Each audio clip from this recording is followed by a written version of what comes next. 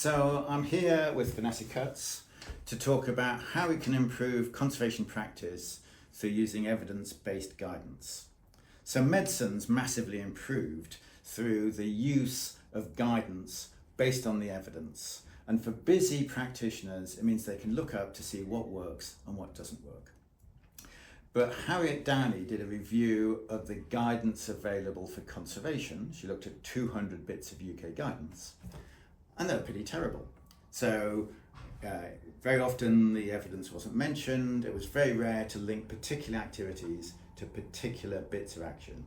And very often we know that the guidance given was wrong. So something's seriously wrong here. So we need to improve. So what have we been doing, Vanessa? Yeah, so because we know that a lot of conservationists do rely on guidance, we've actually worked in collaboration with the World Coastal Forum and Wetlands International, is to produce some evidence-based guidance. And so this guidance specifically focuses on the restoration of tidal flats and salt marshes. And the way that we've done this is that we've created 14 individual pieces of guidance. And so these pieces of guidance can be used individually, or they can be used as part of a series. And each one is based on scientific evidence. And not only that, it also includes experience from practitioners as well.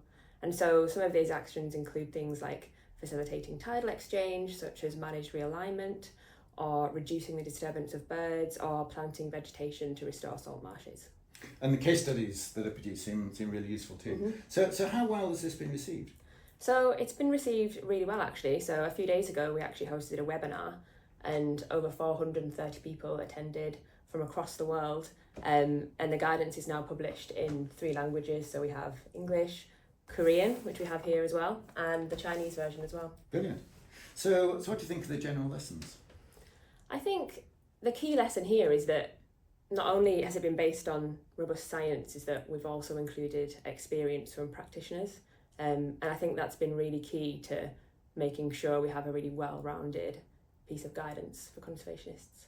So I guess the hope is that in the same way as medicine's been transformed, that actually getting the proper science, proper evidence embedded into practice will mean we're going to see fewer of these faulty actions that we just see too often. Yeah, absolutely.